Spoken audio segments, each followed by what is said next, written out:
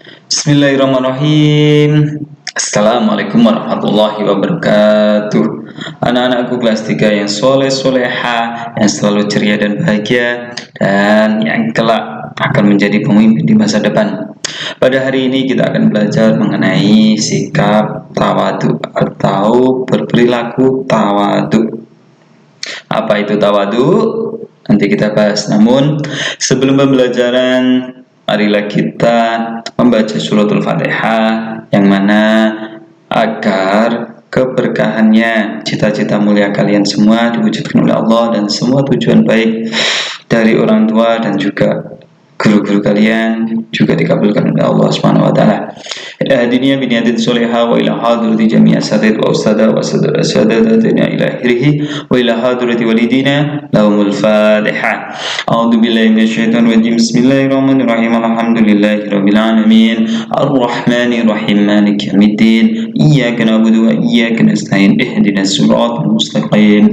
Siratal ladzina an'amta 'alaihim ghairil maghdubi 'alaihim waladdallin. Amin.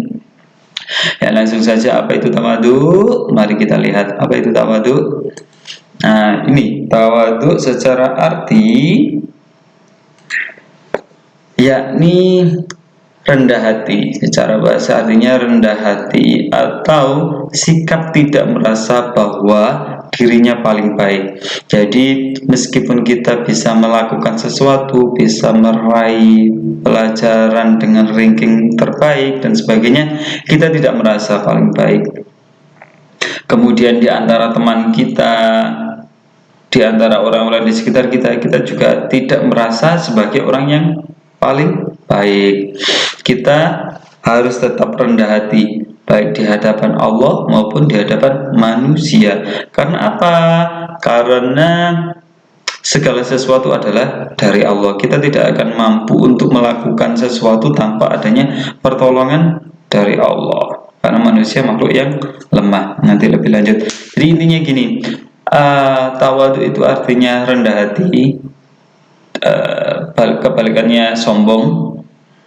Kemudian secara lebih luas lagi, tawadu itu menerima segala sesuatu yang sudah ditentukan oleh Allah Subhanahu wa taala dan merasa dirinya paling tidak merasa dirinya paling baik di antara manusia-manusia yang lainnya, atau bahasa lainnya bisa merasa cukup akan pemberian Allah Subhanahu wa taala. Jadi ketika diberi hidung agak mancung, merasa sudah tepat. Ketika diberi dua mata bisa melihat, sudah tepat, dan sebagainya. Ya, lanjut. Untuk salah satu kenapa kita harus berperilaku tawadu. Ini karena kita sebagai umat manusia yang diciptakan oleh Allah dengan keterbatasan, dengan penuh keterbatasan dan kelemahan, maka semuanya adalah haknya Allah. Jadi untuk menerapkan perilaku tawadu ini, yang pertama, anak-anak harus merasa bahwa semuanya adalah milik Allah. Kita diciptakan oleh Allah dan akan kembali pada Allah. Kita diciptakan Allah bisa melihat, bisa bicara, bisa bergerak, bisa mendengar, dan sebagainya. Itu semua adalah kekuasaan Allah. Dan ketika Allah meminta, ketika Allah mengambilnya, maka kita pun harus mengembalikannya. Jadi karena apa? Karena semuanya adalah milik Allah Subhanahu wa ta'ala. Manusianya sebatas menjalankannya. Kemudian yang kedua, yakni manusia harus merasa penuh keterbatasan dan kelemahan. Karena apa? Tidak semua bisa dilakukan manusia. Yang selanjutnya, bahkan manusia itu tidak bisa melihat, bahasa lainnya, melihat jitoknya atau ubun-ubunnya, bagian belakang sini kan nggak bisa melihat sendiri, melihatnya harus pakai cermin atau orang lain. Manusia tidak bisa melihat bagian belakang, bagian punggungnya, ya, karena manusia itu terbatas. Nah, untuk selanjutnya, yakni ketika kita menerapkan sikap tawadhu ini, kita harus mengindahkan perkataan. Maksudnya di sini dalam berkata, dalam bertutur kata, berucap dan sebagainya itu harus indah, enak didengar, tidak menyakiti hati orang lain, halus dalam bertutur kata atau enak didengar. Itu kita mengindahkan perkataan kita. Tidak boleh meso-meso, tidak boleh menghina orang lain, tidak boleh berkata kasar, tidak boleh teriak-teriak, itu tidak boleh. Karena apa? Itu kehilangan, kita akan kehilangan keindahannya. Yang terakhir yakni ini menghindari ucapan kasar, atau menghindari ucapan atau perilaku dan sikap sombong. Intinya gini, kita harus menghindari ucapan yang menyombongkan diri dan perilaku yang juga menyombongkan diri. Kan ada biasanya ucapan yang pamer, ucapan yang menunjukkan bahwa dirinya hebat, ucapan yang menunjukkan dirinya kaya, memiliki sesuatu dan sebagainya. Kemudian kalau secara perilaku kita sombong, biasanya kelihatan bahasa Jawanya pleta-plete kan, kelihatan bahwasanya dia sok kan. Seperti itu harus kita hindari sikap seperti itu, karena kita tidak boleh sombongan hanya milik Allah Subhanahu wa taala.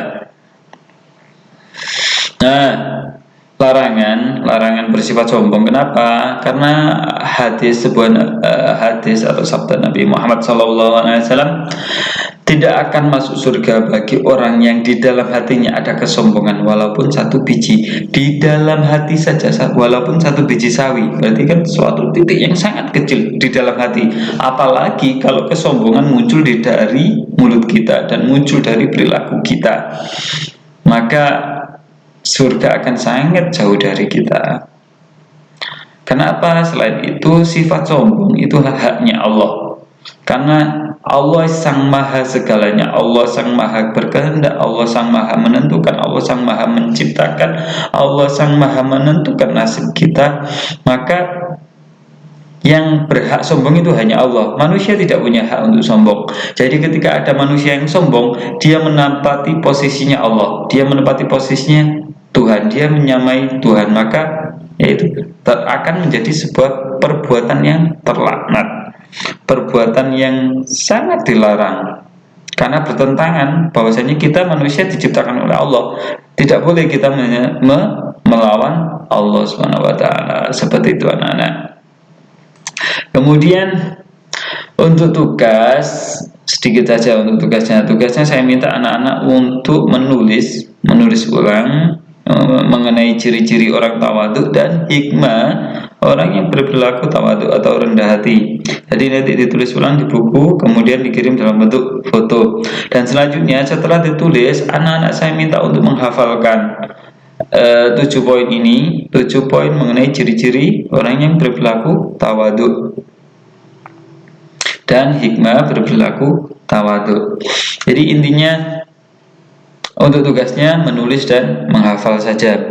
Namun lebih jauh, sikap tawadhu ini harus kita terapkan dalam kehidupan kita, harus kita lakukan setiap hari. Kita tidak boleh sombong, kita harus rendah hati, kita harus meyakini bahwasanya semuanya adalah kekuasaan Allah. Kita sebagai manusia yang lemah hanya bisa berikhtiar dan berusaha, kemudian semuanya menyerahkannya pada Allah. Ya, saya ucapkan terima kasih untuk pembelajaran hari ini. Semoga apa yang kita lakukan penuh keberkahan dan kemanfaatan, dan semakin mendekatkan kecintaan kita kepada baginda Nabi Muhammad dan Allah Subhanahu wa taala. Akhirul kalam, assalamualaikum warahmatullahi wabarakatuh.